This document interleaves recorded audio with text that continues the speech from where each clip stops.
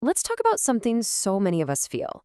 It's this shift from just being busy, doing all the religious things, to actually experiencing real internal transformation. It's about getting off that spiritual hamster wheel and finding a life-changing identity. So let's dive right in. I want to start with a question that might, hit a little close to home. Just think about your spiritual life for a second. All the church services, the small groups, the serving, all the doing.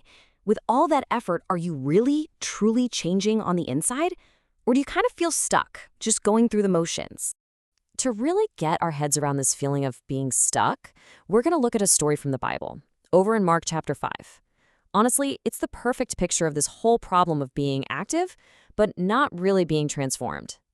Okay, so picture the scene. Jesus is just mobbed by people. It's a total crush. They're all right there, bumping into him, pressing in on him, walking with him. I mean, they couldn't be more active or more involved in what's happening. And yet, in that entire crowd, with all that proximity, only one single person actually experienced his power. And this was the person who was different. It was a woman whose whole mindset, right here in this one sentence, set her apart from everyone else. See, for her, it wasn't just some random bump in a crowd. It was a deliberate, intentional act fueled by this deep, powerful belief. Her if wasn't about just being near him. It was about faith. And this is the moment where this ancient story suddenly becomes our story. Because so many of us are right there in the crowd. We're at the church, we're serving on the team, we look like we're right in the middle of everything. But inside, we feel just as sick, just as lost, just as disconnected as that woman felt before she reached out. We're in the crowd, but we're not connected. And that's a tough, personal place to be. The person who shared this story knows that feeling all too well. For 13 years, his life was defined by this physical condition that just kept getting worse.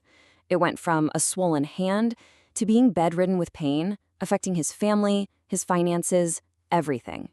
His entire life just felt stuck, even though he was active in his faith the entire time. So, what is going on here? Why can we do so much, yet change so little? Well, there's this core problem, a flawed formula for life that a lot of us, maybe without even realizing it, have been following. Let's call it the do, have, be trap. So on the left, you see the way the world usually works, and let's be honest, the way the church often works too. The thinking goes like this. If I just do more stuff, then I'll have the results I want, and then I'll finally be happy or fulfilled. But the kingdom way just flips that whole thing on its head.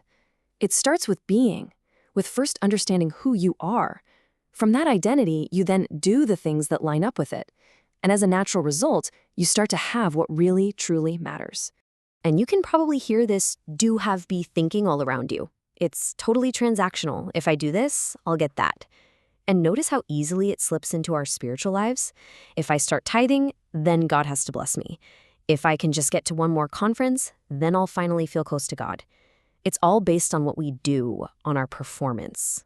And this brings us to an absolutely crucial point. Activity and connection are not the same thing. That crowd around Jesus, they were the poster children for activity. They were doing everything right on the outside.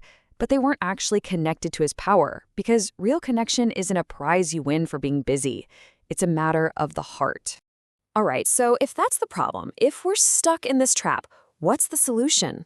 Well, it's a huge shift in the way we think. It's all about discovering the incredible power of identity. Let's go back to that woman. Her if was totally different than the ones we just saw. She didn't say, if I can just get healed, then I'll be worthy of approaching Jesus. Nope. Her belief wasn't hanging on her circumstances changing first. It was this bold declaration of faith that came from somewhere deep inside her. And what happens next is just, wow. Jesus turns, and he doesn't see her as her sickness. He doesn't call her patient or that woman with the issue. He looks right past what she did, right past her illness. And he speaks directly to who she is. He calls her daughter. He affirmed her identity. And this is it. This is the whole key. Real transformation isn't something we earn through our activity. It's something that flows out of our identity. Her healing wasn't a reward for trying hard enough. It was the natural result of her faith in who he was and who she could be because of him. For the author, this is a life-changing breakthrough. His old mindset was pure do, have, be. If my hand gets healed, then I can live my life. The big shift was to an identity-first commitment. You know what? I'm going to follow God with everything I have, period. Even if my hand never gets better. That changes the entire game. So, what does this actually look like day to day? How do we make this move from a life of just frantic doing to a life of really purposeful being? Well, here's a really clear and simple framework to help us. It starts with discovering your purpose. From there, it moves to understanding your identity, who you are as a son or daughter of God. And out of that, you can find your true calling. It's the path to living from the inside out. And when you embrace this, it completely reframes your whole perspective. Suddenly, your purpose isn't just to get through life and avoid pain, it's to live a life of meaning. Your identity isn't tied to your job, your failures, or your struggles. It's rooted in being a son or daughter. And maybe most powerfully, your calling isn't found in spite of your limitations. Sometimes your greatest limitation can become the very platform for your greatest assignment. And the result of all this? Well, the author's hand didn't just magically go back to normal. The external problem didn't vanish. But something so much deeper, so much more profound happened. His life became aligned. He found a purpose and a meaning that were way bigger than his physical condition. So it really leaves us with two clear paths, right? We can choose to stay busy, just caught up in endless activity, and a lot of times that leads to becoming bitter when all our work doesn't get us the results we want. Or we can choose to align our lives with our true identity, and through that whole process, we actually become better, no matter what our circumstances look like. So the question really comes back to you. It's a moment to be really honest with yourself. Which formula is running your life right now? Is it that performance-based do, have, be, or is it the identity-based be, do, have? Let's make it even more real.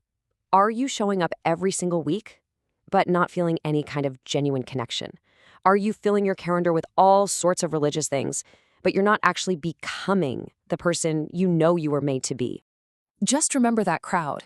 So many people made physical contact with Jesus that day, but only one of them, the woman everyone else saw as an outcast, truly understood her position.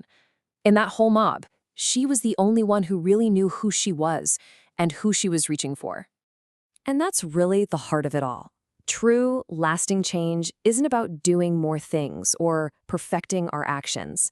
It all begins the moment we dare to believe the right thing, not just about God, but about who we are because of Him. And when that belief really takes root in your heart, believe me, it changes absolutely everything.